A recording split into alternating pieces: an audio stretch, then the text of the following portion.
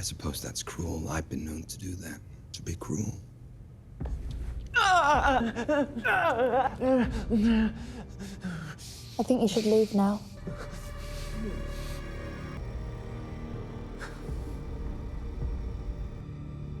Of course, you're right. So here's where we land. Dawn is alive. Apparently he survived the explosive decompression, which really surprised me.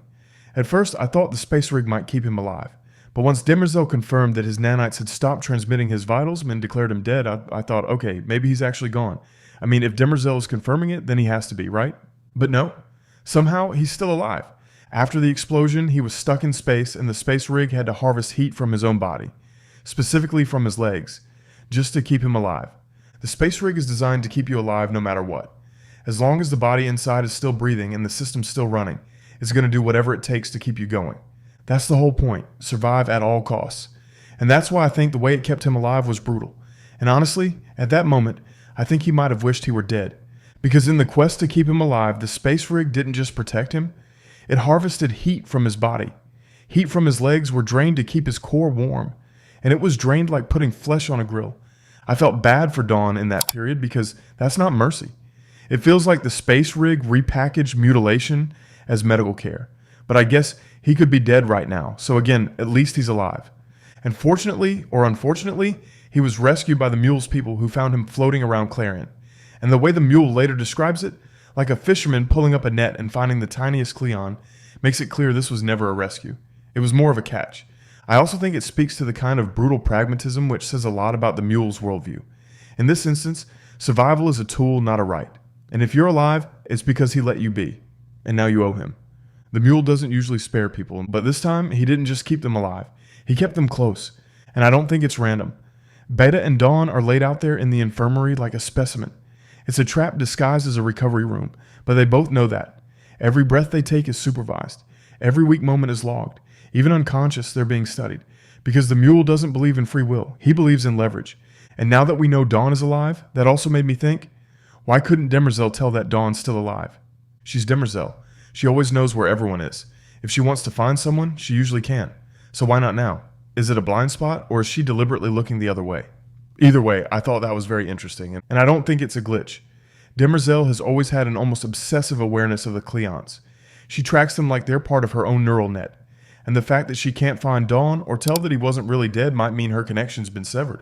Or worse, that something in her programming told her to stop looking. Whichever way you look at it, either possibility is terrifying.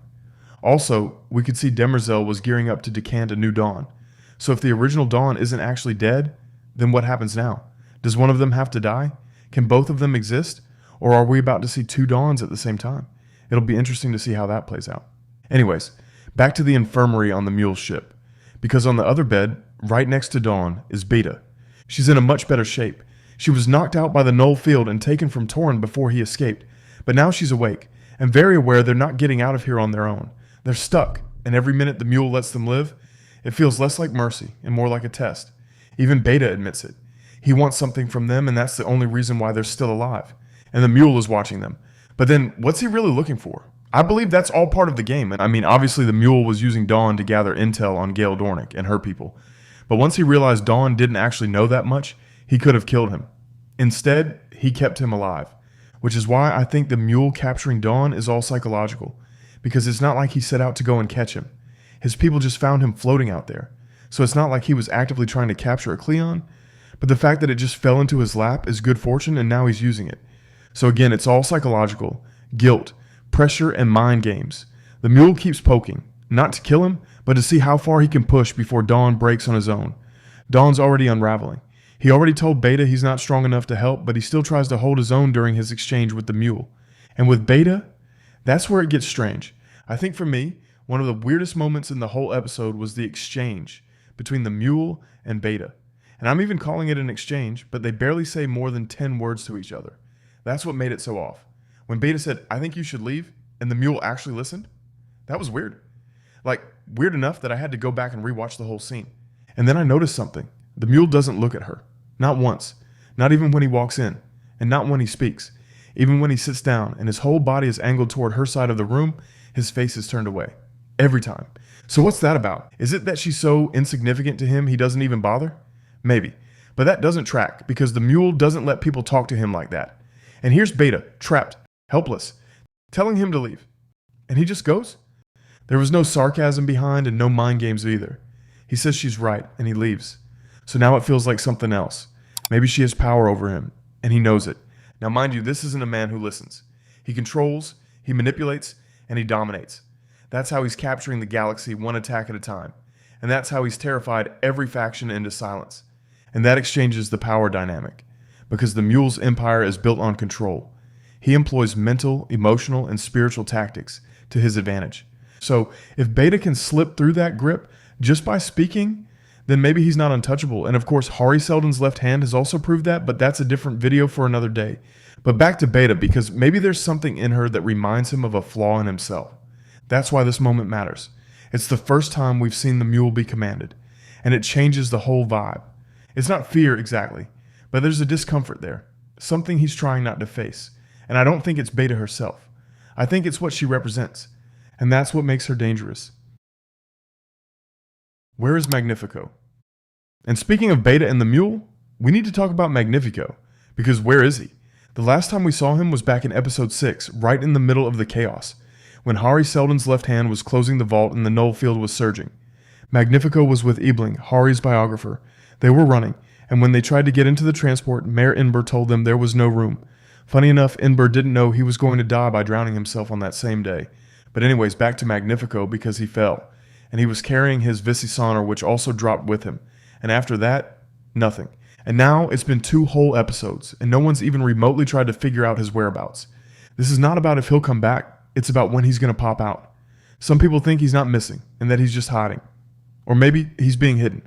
I personally think he's hiding, but I'll let you be the judge of that in the comments. Also, after seeing the Mule's origin story, there's a theory floating around that Magnifico might actually be his brother. I'm not sure about that one. If anything, Magnifico looks the same age, if not older. But what I do believe is that he might be a Mentalic too. Someone who can amplify the Mule's power, without anyone realizing it. What I also found interesting is how everyone seems to think that it's not Magnifico who's doing the emotional manipulation, and it's the Visisauner itself. So basically, the instrument is doing the trick and not the man. And here's the thing, unless everyone who plays the Visisauner can manipulate people's emotions the way Magnifico does, then it's not the instrument, it's him. And from what we've seen, not everyone can. If the Visisauner worked like that in anyone's hands, then Magnifico wouldn't be special. The Mule wouldn't have picked him, and he wouldn't be following him around like a prized weapon. So I don't think the instrument is doing the work, I think Magnifico is. But we all knew that. And I also find the whole performance as a front. And I'm not even talking about just the music, but the way Magnifico acts all clueless and harmless, it's a cover he uses to manipulate people this whole time. Especially Bayta. And that's what makes it tough.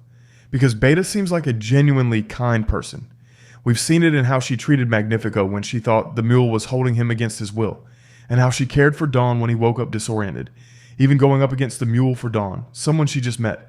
So if Magnifico is playing her, that kind of hurts. And then, of course, there's the nod to the books. Everyone keeps calling him a clown, but that might be more than just shade. Some people also think he's the actual Mule, and that won't be far-fetched either. In Isaac Asimov's original Foundation novels, the Mule actually disguises himself as a clown named Magnifico Giganticus. It's how he hides in plain sight. He travels with a Visisauner, earns people's trust, and manipulates their emotions, all while secretly building his power from the inside. It's one of the biggest twists in the books. So now, in the show, when they call him a clown, maybe it's not just an insult. Maybe it's a hint that his act is more calculated than it seems. And if that's the case, then the joke's on everyone else. So where is he now? We don't know yet. But what we know for now is that his absence feels deliberate, like the show is holding him back on purpose. And if that's true, he might change everything when he returns.